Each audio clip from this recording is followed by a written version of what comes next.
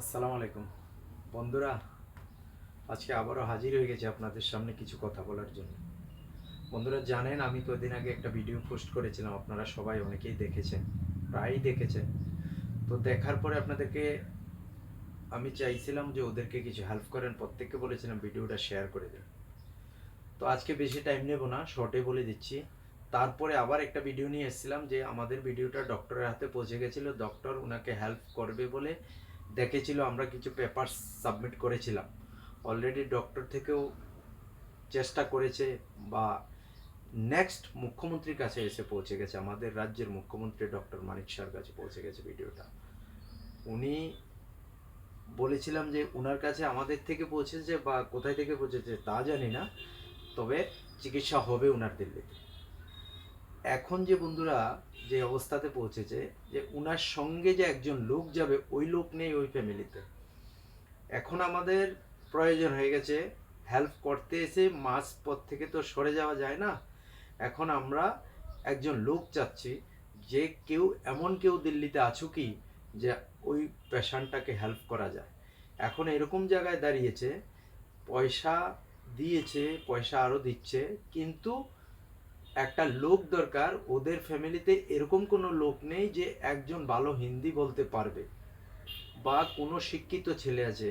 আমার কাছে আজকে ওনার ওয়াইফ এসেছিল, এসে আমাকে কান্না করে বলছিল যে আমরা এখন এরকম বেকায়দা পড়েছি যে আমরা আজকে 3 দিন ধরে কোনো লোক দিতে পারছি না। কালকে রাত্রে আমাদেরকে বলেছিল যে তাড়াতাড়ি তোমাদের লোক ঠিক করো, যে লোক পাঠাতে হবে ওখানে, পেশেন্টের সঙ্গে যেতে গেলে নাম দাও, টিকিট দিতে হবে।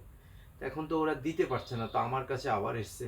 কারণ আমি একটা হেল্প করেছি, ভাবছিলাম একটাই ভিডিও করে দেব, কিন্তু এটা নিয়ে 3-4টা ভিডিও করতে হবে এটা ভাবিনি। বন্ধুরা এখন আমি যেটা দেখছি যে ওদেরকে হেল্প করতে গিয়ে আমি নিজেও মানে এখন বেরোতে পারছি না। হেল্প করতে চাচ্ছি, কিন্তু আমি কিভাবে করব, এটার জন্য আপনাদের সামনে চলে আসা। তো আমি এটাই বলতে চাই যে এখন মুখ্যমন্ত্রী ব্যবস্থা করে দিয়েছে, এখন আমাদের থেকে লোক চাই। লোক হতে গেলে আমি এটার জন্যই আপনাদের সামনে এসেছি যে সোশ্যাল মিডিয়ার যদি ওই চিকিৎসা হয়ে যাবে, এই পাওয়ারটা হতে পারে, তাহলে আমরা তো একজন লোকের ব্যবস্থাও করতে পারি। এই আশা নিয়ে আপনাদের সামনে এসে গেছি। তো দিল্লিতে যদি আমার রাজ্যের কোনো ছেলে থাকো বা কোনো কেউ সার্ভিসে আসো বা কোনো হসপিটালে সার্ভিস আসো, যত সম্ভব দিল্লি এমসে পাঠাতে পারে। আমি কনফার্ম নট নট কনফার্ম, তো তারপরেও বলছি আমার আইডিয়া হচ্ছিল, যেটা আমি জেনেছি এই চিকিৎসাটা ওখানেই বেটার হবে। তো এখানেই সম্ভবত যদি আমার রাজ্যের বা আমার সোনামুড়ার কোনো ছেলে থাকো ওখানে, তাহলে আমি চাইবো যে আমাদের একটু হেল্প করো, কমসে কম রিপ্লাই করো আমাদেরকে, আমরা ওখানে যোগাযোগ করব। আর তোমাদেরকে এটাই বলবো, আমি কিন্তু টোটালি একটা হেল্পের আশা করে এসেছি। তো আমি কালকেও বলেছিলাম ভিডিওটা দেওয়ার পরে যে অনেক লোক আমাদের সঙ্গে কমেন্টস করেছে, যোগাযোগ করেছে। এর মধ্যে আবার এখন এসছে টাকাগুলি যা দিয়েছিল তার থেকেও বেশি। আজকে আবার টাকা ওদেরকে ফেরত দিয়ে, মানে যা এসেছিল দিয়ে দিয়েছি। তারপরে এখন আমার বাড়ির আমার এক ভাতিজা এসে আমাকে টাকা দিয়ে গেছে, এই টাকাগুলিও আমি পৌঁছে দেব। তো এর ফাঁকে এটাই বলছি, যদি কোনো বন্ধু থাকো যে দিল্লিতে আছো, কমসে কম হেল্প করা যাবে কি এরকম যোগাযোগ একটু কমেন্টস করো। আর প্রত্যেককে এটাই বলবো ভাই, প্রথম দিন যেভাবে শেয়ার করেছো ভিডিওটা, প্রত্যেকে শেয়ার করে দাও। হেল্পটা শেয়ার থেকে টাকা যেটা দিয়েছ টাকার থেকেও বেশি হেল্প হবে এখন যে ব্যাপারটা চলে এসছে।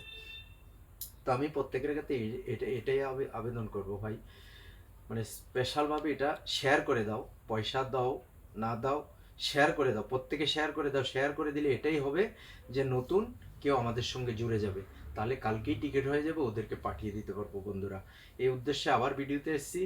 আমি এখন এটাই আশা রাখি যে ভিডিওটা এত শেয়ার করো, এত শেয়ার করো। প্রথম দিন বলেছি আমার কথা রেখেছো, আজকেও চাচ্ছি যে ভিডিওটা শেয়ার করে দাও। আর ভিডিও লম্বা করছি না, কারণ আমার কথাগুলি তোমরা শুনেছো, বুঝতে পেরে গেছো। এখন শুধু একজন লোক চাই, যা বা এখান থেকেও কেউ যেতে চাইলে রুগীর সঙ্গে, তাও যোগাযোগ করো, যাবে, বাস রুগীটাকে হেল্প করবে, এটাই উদ্দেশ্য।